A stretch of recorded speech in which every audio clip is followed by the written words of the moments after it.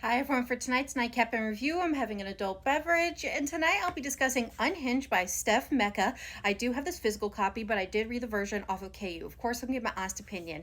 Here are the highlights and the content warnings. And my rating for this book is a 4.25, so what's it about? So this book is about Avery, who just arrived at Lilydale Foundation Center, and everyone is telling her how lucky she is to be there rather than at a regular prison after she was convicted of unaliving her father after she set fire to her home. But to her, it doesn't matter what everyone else says or how much they dress up the building. At the end of the day, it is just a prettier version of a regular prison filled with deranged people. And whoever had the bright idea of throwing a group of young, unhinged people together was just asking for trouble, especially when you have a man like Damien at the center of it, who, while he might be a patient, seems to have the power to have other patients and staff members running around to do his bidding with his friend Gray at his side.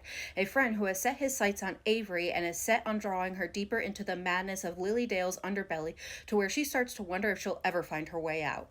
So what are my thoughts? Again, I'm giving this a 4.25. Now, this was a lot of fun, and if you love a forced proximity trope, you should definitely check this out, because there's nothing more forced proximity than being locked up in like this rehabilitation prison asylum center where all the MCs are prisoners and inmates. And then you throw in the secret society aspect, and let's just say things are not only interesting, but drama-filled, so you will definitely be entertained. But I will say the secret society was a bit of a stretch for me, but at the end of the day, this is fiction. It's meant to be entertaining, and it definitely added to the vibes of the book.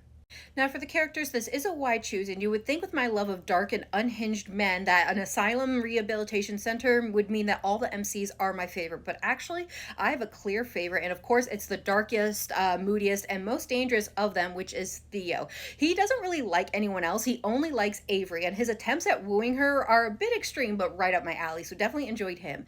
Then we have Gray, who's like that unhinged, happy-go-lucky, who is heavily pursuing Avery, but then something happens, and he has now thrown her to the wall. So I'm definitely intrigued in seeing how that plays out.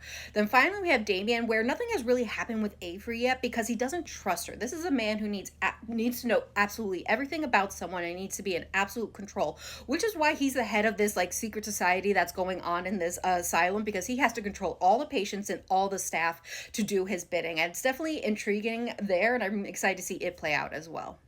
Now, with Avery, this is a girl who is very vulnerable and I would say shy, who's just trying to acclimate to her situation after being terrorized her whole life and eventually snapping. And even though everyone is telling her she is so lucky to be at a center like this, even with all its rules and regulations, this girl is floundering and eventually she becomes a target.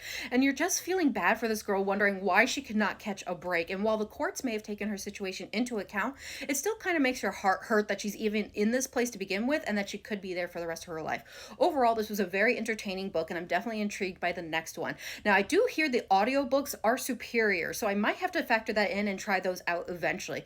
So I do hope everyone has a good night and happy readings.